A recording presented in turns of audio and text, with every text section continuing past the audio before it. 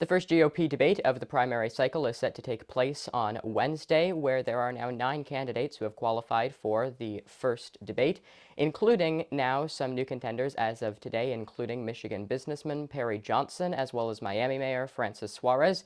Former GOP Congressman Will Hurd also announced yesterday that he has met the threshold of 40,000 unique donors.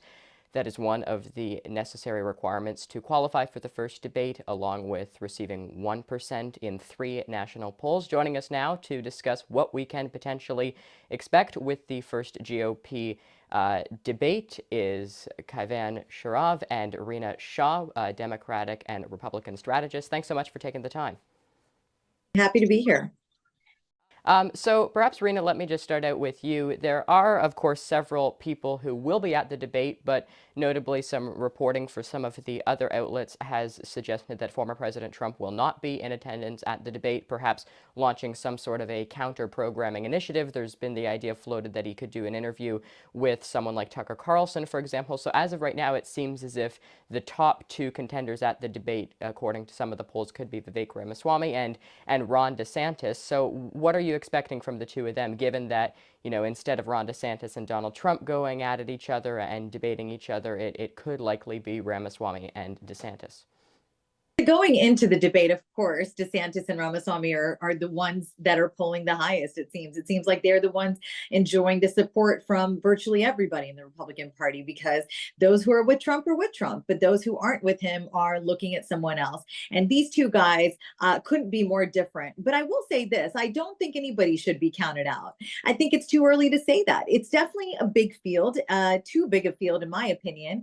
But it doesn't mean that these voices can't be heard, and they aren't very distinctly different. They actually are. You've got a crop of a lot of the usuals, former governors, a former VP, not to mention, people who've served in Trump's cabinet, like Nikki Haley. So they have got to they've got to draw the distinction. They've got to make the argument for themselves. And then they've got to look at the 2 guys again, because we should be careful about the polls. If 2016 taught us anything, we should look at these 2 guys and say, how are they going to stand up to a PAC that may embrace them on one hand and say, you're the guy to beat, or on the other hand, just ignore them altogether and say, we need to get Trump out. And Kaivan, let me just go to you too, because of course you have some of the candidates in the race like Vivek Ramaswamy, who I actually spoke with recently, and the impression that I got from the interview is he's essentially trying to brand himself almost exactly like Donald Trump is branding himself. He says, though, that perhaps scaling back some of the personal attacks like Donald Trump has done. But as Rina said, there are a lot of the candidates in the race who perhaps aren't getting as much coverage simply because of the fact that they don't have as high of polling averages. So what could you be expecting potentially from some of those candidates on the debate stage? People like perhaps Chris Christie or now Miami Mayor Francis Suarez, some of those, again, candidates who don't have the high polling averages like DeSantis, Ramaswamy, or Trump does. Kaivan, so great to join you.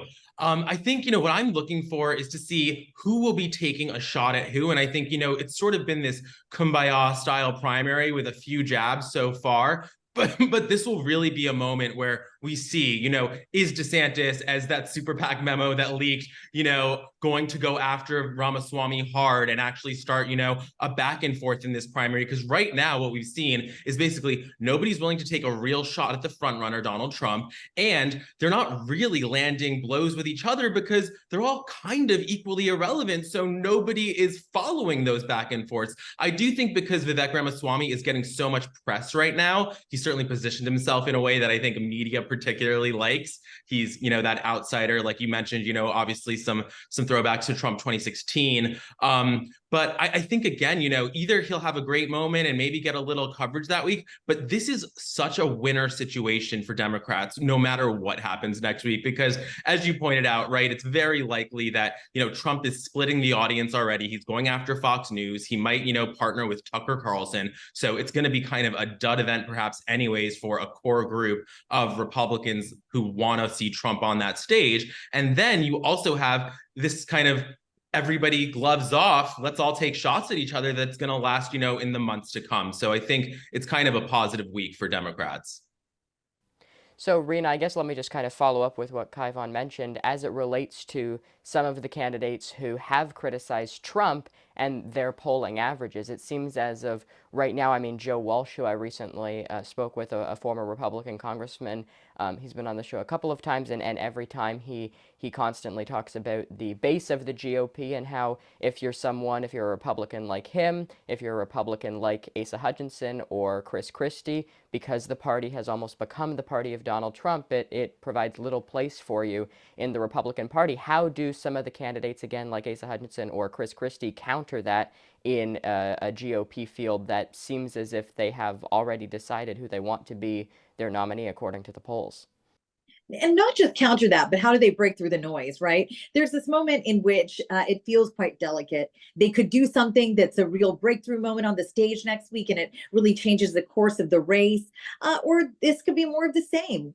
Don't really quite attack Trump on the nose. Chris Christie seems to be the only one besides Asa Hutchinson and Will Hurd willing to go for the jugular. And so for that reason, he's really beloved by those inside the Beltway. And there are many people looking at him, even center left folks. This could be somebody because of his appeal as a New Jersey governor in the state of New Jersey, how he was able to perform in that seat. There's that appetite. And so we have to consider all the things that make this moment very unique, not to mention the 4 indictments that hang around Donald Trump's neck, like an albatross. And one, conventional wisdom would lead us to believe that a sinking ship like his would just, well, sink. But look, a one-on-one with Tucker Carlson, I submit to you, could perhaps get more eyes than even this GOP debate. America loves sensationalism in this moment. And right now, what I don't see from the Democrats is this 1-2 punch. And that's because you've got an octogenarian at the top of the ticket. It was Gen Z who delivered the White House for Joe Biden. And what they're feeling right now, in my estimation, though I'm not a member of the Democrat Party or a member of Gen Z, is that they feel some degree of letdown. And I don't know that can be countered by anything that's said on the stage next week by a Republican candidate. But what it could do is sort of draw fresh eyes. It could force the Biden administration, the Biden campaign to maybe take a different course with his campaigning. There's a lot of unknowns here. And as we lead up to this debate, one thing is for sure, we're going to have to see some degree of fireworks to get people understanding that the earlier they're engaged in this election, the better the outcome could be for America. So, Kevin, let me ask you too, if someone perhaps on the Democratic side, I mean, as of right now, Joe Biden's announced that he is running again for president, so we obviously are expecting that he will be the Democratic nominee in 2024 as well. He's facing a couple of primary challengers, none of which have really been receiving more than 20% in the polls. But depending on who the Republicans choose to go against President Biden, is there someone yourself as a Democrat who you perhaps think would give the Democrats the best chance at winning? Some Democrats that I've been speaking with say they believe that, if President Trump is the nominee on the Republican side, then it could easily allow President Biden to cruise to re-election in 2024.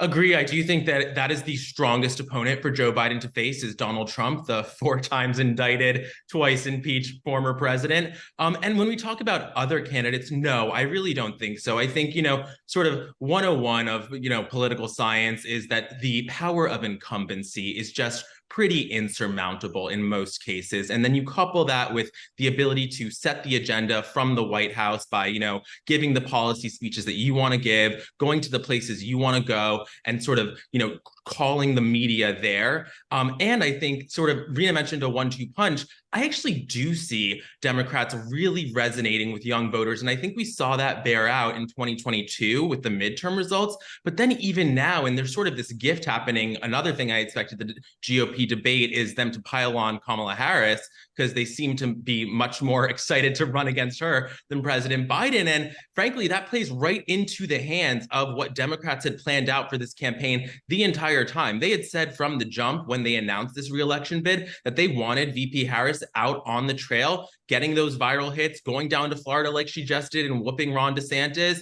while Biden, continues to work from the White House. And as part of that, VP Harris, she just did this with the Everytown Summit that took place in DC, focused on gun violence. She's meeting with young voters after all of these events, which is just such an important and smart move. All right. I mean, certainly hear a lot of that from Nikki Haley, criticizing it in a negative sense, and obviously Democrats see it in a positive way. We'll leave our conversation there. Thanks so much to the both of you.